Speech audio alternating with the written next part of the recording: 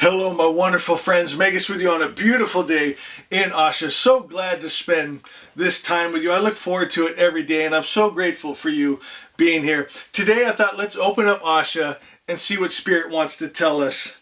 We've got Asha 2. Oh, I love this one. Listen, perceive and understand only the good. We could stop right there. Perceive and understand only the good. Our perception makes our reality. The way we perceive the world becomes our truth, our reality. That's why there can be two people in the same beautiful spot. One person finds himself in heaven on earth and the other is in a living hell in his own mind. And my friends, it's because of the perception they have of what the world is, of who they are. And we've talked about this. I'm going to go over this quickly to get to the rest of the message here. But from 0 to 7, you're in a theta state and you're programmed, and that becomes your reality, your truth. If your parents, your preachers, your teachers have created the world in your young mind as being a hard place, a cruel place, that's going to be your reality as you come into maturity. If you are raised that life is beautiful and free and easy and kind, that's going to be your reality. And my friends, it's so easy to change. They say it takes 3 weeks to change a habit. They're finding it only takes 3 days to rewire your neural pathways. In 3 days, you can start having a better outcome in your life, reaching your good instead of every day feeling, that trapped feeling, that going around in a circle, in a loop feeling. You can break free from that by changing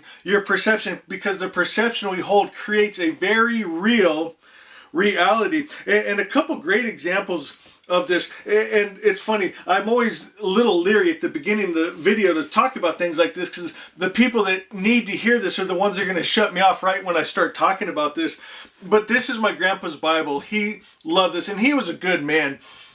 And but in here, there's stories that aren't that good. And what do they call this? The good book. But there's stories in there of, Jephthah offering up his daughter as a burnt sacrifice, stoning your children for being disrespectful. Things that we know aren't good. And my friends, what happens when your perspective that bad things are good, oh my gosh, it's crazy. When they call crazy things sane, like stoning your children for being disrespectful, and they're calling that good and sane and right, it'll make you crazy. And then on top of it, they throw that if you question them, you're going to go to hell for eternity. They got you. If they can own your perception, they own you. Of course, we talk about that in Judaism. They say, give us the child for 7 years, we'll give you the man, because you're in that theta state for 7 years. Everything that's implanted in you, programmed in you, becomes your truth. And then we know the average human lives out of their subconscious prompters. 95% of everything you do, maybe not you, because I know my followers are a little more awakened and enlightened, but 95% of the average human, they live from the subconscious prompters, not from being conscious and present in the moment, thinking for themselves about what's going on. They're just living out of what they're taught way back from when they were a child, way back from stories they were told. And my friends, I meet with so many people, they think, why would God create the world like this? Why is the world so cruel? And I show them, you can change that perspective in 3 days. You can rewire and see a beautiful world. We all watch the same videos on YouTube, and you'll see the slaughterhouses and the little baby pigs being killed, and the calves, and the little chicks trying to fly out of the grinder, and it breaks your heart, and you think, why is it so evil? My friends, it's not. If you don't do those things, if you don't live in that, then it doesn't seem so ugly. And it gives you hope that if you don't live like that, and our community doesn't live like that, we can spread that to other people. We just have to break the old perceptions, get rid of the old stories and ideas that are not helping the evolution of man. We need to perceive and know only good. And instinctively, we know what good is. Do you know why?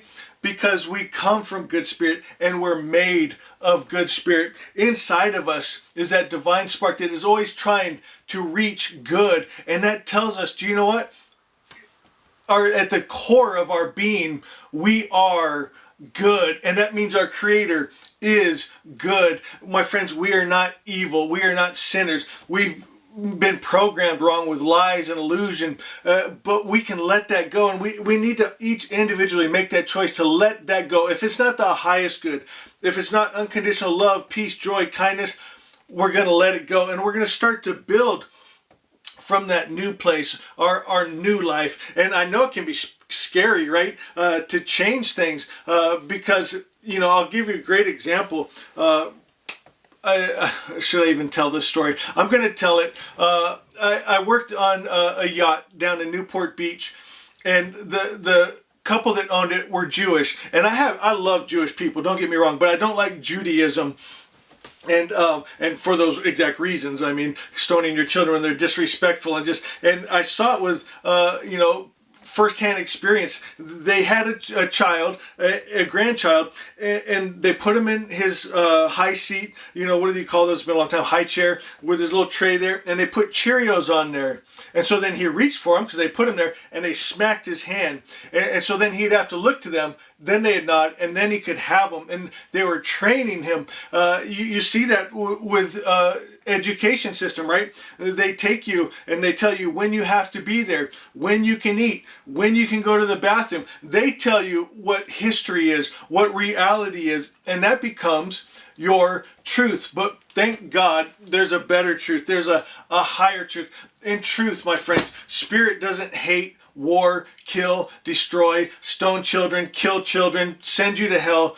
Spirit is all good. His nature can only be good because he's good. He's not called good and evil spirit. He's good spirit. There's a good spirit and there's an evil spirit, and they are completely separate, my friends. And that is good news, because that means you, in truth, are all good. You're not your mistakes that you've made in the past. You're not your wrong programming. You're not even the wrong programming that's in your very DNA, passed from parents and grandparents and great-grandparents for, what do they say, 7 generations. In truth, you're perfect spirit, and you can rewire your DNA, your neural pathways, so that you pass down to your children and grandchildren higher ideas. We're not going to teach them a God that hates, wars, kills, destroys, a bloody sacrifice. No, we're going to teach love and peace and compassion, and we're going to teach our children and ourselves to be in the present moment, to be conscious of what's going on. When we're talking to someone, not thinking, what am I going to say next, and not even hearing them, stopping, looking in their eyes, making that connection, that soul connection, hearing them, and then them hearing you. And my friends, oh my God, can you even imagine the evolution of this world when we're all living from our heart centers, from love, from peace, from joy, not out of fear and greed and old paradigms and old subconscious prompters, but living from our true nature. To do that, we restore Spirit's image. People have misrepresented him in the dark system, matrix religions, as hating, warring, killing, destroying, giving him attributes that aren't his. And then we think that's what we are because we're made in his image, right? And so that's why the world looks like it is, and it can change so quickly. And it really is happening. Since 2012, it's changing quickly. And even I'm noticing some of the older generations that I've been talking to for years, they're slowly coming around in their own way. They have to word it differently and things but that's okay. More love is coming, more compassion, more mindfulness, more just right thinking, and it's beautiful. I love what's happening. And my friends, I'm going to ask you, I know I do this all the time, but you have a role to play. One, get your mind right, find your inner peace. Create the atmosphere in your home of love and peace and joy and kindness. Have fun in this life. Never forget that. I talk to so many people that they almost get too wrapped up in their mission here. And I was just telling a guy yesterday, you got to find things you love to do. Go hike in the mountains, in nature. Go surf a wave. Do fun things. Golf, skateboard, whatever you're into. You have to have fun things that you're doing and things you're working for and goals you're setting, and instinctively we like to have things that we're working towards and it's fun.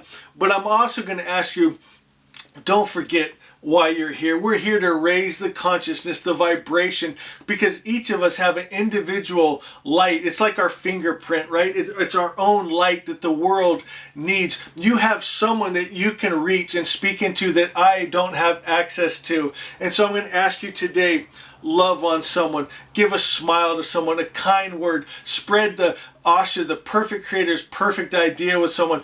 Maybe share this video with someone. And most importantly, my friends, know I love you, I love you, I love you.